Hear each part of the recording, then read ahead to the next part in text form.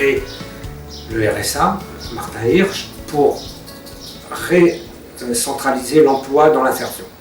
Donc le RSA, maintenant, à l'origine, a été piloté par le Pôle emploi. C'est-à-dire que toute personne qui était inscrite au Pôle emploi pouvait bénéficier d'un accompagnement Pôle emploi, mais si elle avait un problème social, elle était orientée vers les services sociaux départementaux ou vers des associations comme la nôtre. Ils ne sont pas que au RSA, ils sont souvent addictés, ou alors ils n'ont pas d'hébergement, ils n'ont pas de logement, ou alors ils sont hébergés chez un tiers, ils n'ont pas d'emploi bien sûr. Donc il y a différentes problématiques, et ces problématiques, on ne peut pas les traiter les unes après les autres, ou les unes à côté des autres. Et on peut les traiter que de manière transversale et en même temps. Parce que si on les traite les unes après les autres, ce qui se passait avant, ou par étape ou par phase, il y a toujours une phase où ça bloque. C'est-à-dire qu'on trouve un logement, mais comme il est addicté, ou un hébergement, comme il est addicté, il en est exclu. C'est vrai que la personne, du coup, elle a elle aussi cette vision transversale, en même temps que les travailleurs sociaux, les psychologues et la conseillère en instruction professionnelle. Donc c'est vrai que c'est un avantage énorme.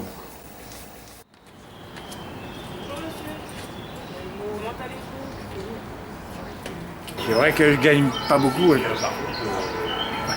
Faut pas croire, hein, je gagne que 720 euros par mois. Mais avec ça, mais c'est vrai que quand je suis arrivé ici, j'étais dans la merde, j'étais dans la galère. Pas suicidaire. Pas suicidaire. J'ai jamais été suicidaire. Mon projet, je suis bien installé.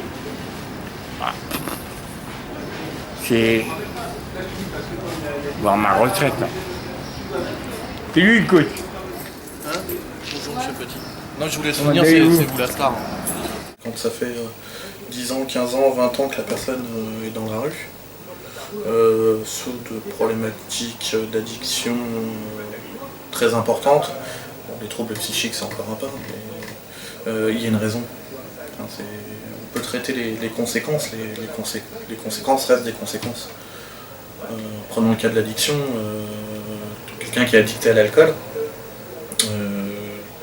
aller faire une cure, en gros, aller en hospitalisation faire une cure, c'est 4 jours. Quoi.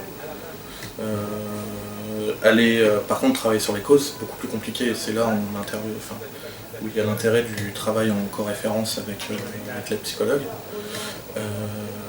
Parce qu'on travaille sur beaucoup de choses, mais le travail on peut envisager beaucoup de choses, le travail au préalable, c'est de pouvoir se poser et de voir comment on peut faire. T'as besoin d'une pour toi? Oui, je veux bien que tu me gardes un exemple là, par contre. Sur certaines situations, on va être en co-référence, c'est-à-dire que les collègues qui ont identifié qu'il y avait des soucis d'ordre psychologique chez certains de leurs allocataires et qui souhaitent, ou non d'ailleurs parfois selon les situations, un petit peu travailler là-dessus, peuvent avoir la possibilité de nous orienter ces personnes-là pour entamer un suivi. Quand on arrive à un moment donné dans une inertie des situations où ça ne bouge pas, où ça paraît inextricable, on ne sait pas ce qui se passe mais plus rien ne bouge, je trouve que c'est important justement dans cette inertie de prendre le temps pour un petit peu réfléchir à pourquoi est-ce que ça ne bouge pas, questionner un petit peu la personne et on voit que va émerger des demandes et il faut être prêt à s'en saisir et du coup c'est là où c'est très précieux d'avoir un collègue à côté qui est plus travailleur social effectivement et qui peut se saisir de cette avancée qui s'est faite en tout cas dans la tête de la personne. Donc je suis suivi par Stéphane, qui est mon référent RSA, que je vois à peu près une fois tous les 2 mois. On fait un bilan, il me demande un peu où j'en suis au niveau des recherches de travail, si j'ai d'autres besoins. Enfin, c'est quelqu'un qui est plutôt à l'écoute et on peut avoir, grâce à Prisme, l'occasion d'avoir des places que Culture du Cœur met à disposition. Donc ça peut être des places de théâtre, des places de musique classique. Lorsqu'on est au RSA, la vie est un peu difficile. Hein, la vie est dure, donc c'est un peu difficile de vivre avec moins de le minimum vital. Donc ça nous permet aussi d'avoir accès à la culture et à enjoliver sa vie.